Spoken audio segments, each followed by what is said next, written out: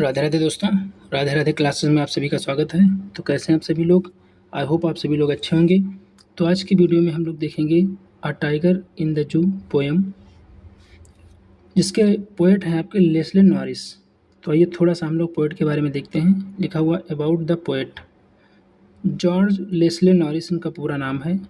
Was a Wales poet, ये एक Welsh poet है एंड शॉर्ट स्टोरी राइटर हैं। He was born on 21 May 1921 in Merthyr Tydfil, South Wales, UK. तो Merthyr Tydfil, South Wales में, UK में इनका जन्म हुआ था 21 मई यानी कि 21 मई 1921 को। When he was kid he used to enjoy reading books and playing sports. जब वो छोटे थे यानी कि जब वो बच्चे थे तो उन्हें बड़ा आनंद आता था पढ़ने में, किताबें पढ़ने में और स्पोर्ट्स खेलने में। When he was 12 years old, जब वो 12 साल के हुए, he realised that he wanted to be a poet. तब उन्हें महसूस हुआ कि वो पोएट बनना चाहते हैं। He published his first poem in 1938। उन्होंने अपनी पहली पोएम 1938 में पब्लिश करवाई एट द एज ऑफ 17, जब वो 17 साल के थे। तो अब हम लोग थोड़ा सा पोएम के बारे में देखते हैं। बहुत ही ध्यान से इसको समझेंगे। इस पोएम में क्या बताया गया, ये आपकी है सेंट्रल आइडिया। इसको हम लोग सेंट्रल आइडिया के रूप में भी लिख सकते हैं आपके बोर्ड पेपर में। तो इसमें सारा ये बताया गया है कि पोएम में क्या क्या आपका है, किस के बारे में पोएम है। तो आइए इसको देखते हैं, बड़ा ध्यान से हम लोग इसको समझेंगे। थ्रू दिस पोएम, इस पोएम के माध्यम से the poet wants to convey the message, कभी हमें ये संदेश देना चाहता है that it is cruel to keep wild animals in the small cell at the zoo। तो कभी क्या कहता है, इट इज़ क्रूएल, बहुत ही ये निर्दयता है, टू कीप माने रखना, वाइल्ड एनिमल्स जंगली जानवरों को, इन द स्मॉल सेल एक छोटी सी सेल में, कोठरी में, एट द जू जो चिड़ियाघर में होती है, away from there natural habitat, उनके जो प्राकृतिक या कह लो उनके जो जो उनका स्थान होता है, जो उनका जंगल होता है, जो उनका निवास होता है, वहाँ से दूर करके उन्हें जू में एक स्मॉल सेल में रखना, ये बहुत ही निर्दयता है, ये पोएट बताना चाहता है। और अगर उनको सेल में हम लोग बंद करते हैं तो कैसा महसूस करते हैं, दे फील एंग्री महसूस करते हैं, हेल्पलेस एंड अनहैप्पी, बहुत ही असहाय और दुखी महसूस करते हैं। They long to return to their life in the forest. Long का मतलब होता है इच्छा करना, वे इच्छा करते हैं टू रिटर्न, वापस लौटने की, टू देयर लाइफ, अपने जीवन में, इन द फॉरेस्ट, जो लाइफ उनकी फॉरेस्ट में होती है। There is a tiger in the जू।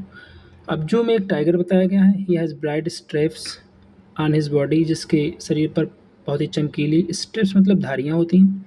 और एक आपका बताएगा इन द केज में, he walks quiet rage over the pads of velvet, वो अपनी मखमली जो उसके पैर होते हैं उन पे से क्रोधित होकर के टहलता है। When the tiger in his natural habitat, और एक वो टाइगर बताया गया है जो नेचुरल हैबिटेट यानी कि जंगल में होता है।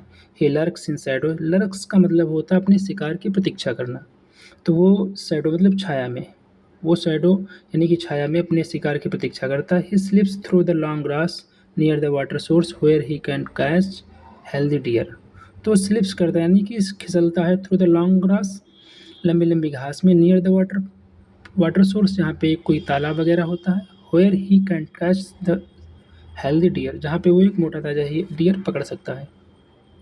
While moving around the houses at the corner of the jungle, जंगल के किनारे घरों के चारों तरफ घूमते हुए, he tries to terrorise the village with his bare teeth and claws, वो अपने नंगे दांतों और पंजे से, क्लास मतलब जबड़ा, पंजे, सॉरी जा माने जबड़ा होता है, क्लाज माने पंजे, ठीक है। तो अपने पंजे और नुकीले यानी नंगे दांतों से गाँव वालों को डराने की कोशिश करता है। But when he is put in behind the bar, लेकिन जब उसे सलाखों के पीछे रखा जाता है, डाल दिया जाता है, in concrete cell, concrete cell का मतलब बहुत ही पक्की जो मसाले से बनी हुई होती हैं कोठरी, he moves in rage there, तो क्रोधित होकर के वो टहलता रहता है। He does not care for the visitors, वो किसी देखने वालों को की परवाह नहीं करता है। At night he hears the patrolling cars and stairs at the brilliant stars, तो अब क्या करता है वो वहाँ पे जो पेट्रोलिंग कार्स हैं, जो निकलने वाली कार्स हैं, उनको सुनता है और चमकते हुए सितारों की तरफ वो घूरता है। तो अब छोटी 2 लाइनों में हम ये बताना चाहते हैं आपको, जो आपका कवि बता रहा है कि इस यहाँ पे उसने 2 प्रकार के टाइगर्स की कंपेयर करी है। एक जो सेल में है, और एक जो जंगल में अपने नेचुरल हैबिटेट में टहल रहा है। तो बस अब हम लोग आगे पोएम देखते हैं। टेक्स्ट हमारा लिखा हुआ है, he stalks in his vivid stripes. Stalks का मतलब होता है शान से चलना, अकड़ कर चलना। इन हिज विविड स्ट्रिप्स का मतलब होता है विविड साफ, स्ट्रिप्स मतलब धारियाँ। विविड मतलब साफ चमकीली और स्टेप्स मतलब धारियाँ। The few steps of his cage, अपने पिंजड़े में कुछ कदम वो चलता है। On pads of velvet quiet, और उसके पैड्स जो पंजे हैं वो एकदम वेलवेट मतलब बहुत ही मखमल टाइप के हैं। इन हिज क्वाइट रेज, और वो ये चीज़ें अपने गुस्से में, क्रोध में, उस पिंजड़े में वो क्रोध में टहलता रहता है, कुछ कदम चलता है। आगे देखेंगे दूसरा stanza, he should be lurking in the shadow. अब ये वहाँ उस टाइगर की बात करी जा रही है जो जंगल में है। एक टाइगर अभी पहले स्टेंजा में बताया गया जो किसी चिड़ियाघर में है, और दूसरा टाइगर जंगल में है। He should be lurking in Shadow, वो छाया में लर्क कर रहा होता है। लर्क का मतलब होता है घात लगाना, यानी कि वेट फॉर हिज प्रे, अपने शिकार का इंतजार करना। स्लाइडिंग थ्रू लॉन्ग ग्रास, लंबी लंबी घास में खिसकता है, फिसलता है। नियर द वाटर होल, किसी तालाब के पास। होयर प्लम्प डियर पास, जहाँ पे प्लम्प डियर का मतलब होता है एकदम मोटा ताज़ा डियर, पास का मतलब गुजरता है, तो उसके शिकार में वहाँ पे बैठा होता है। अब तीसरा स्टेंजा देखेंगे, he should be snarling around houses, वो घर के चारों तरफ स्नार्लिंग करता है। स्नार्लिंग का मतलब होता है गुर्राना। एट द जंगल एज, जंगल के किनारे।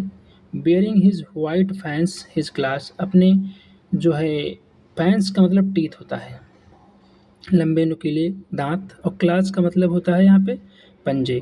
टेरराइजिंग द विलेज, और गांव वालों को यहाँ पे वो डराता है। ये जंगली टाइगर की बात करी गई है।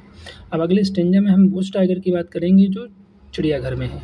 But he is locked in a concrete cell, लेकिन एक टाइगर वो है जो कंक्रीट सेल में लॉक किया गया है, यानी बंद किया गया है। His strength behind the bars, उसकी पूरी ताकत, उसकी जितनी भी शारीरिक बल है वो उन सलाखों के पीछे है।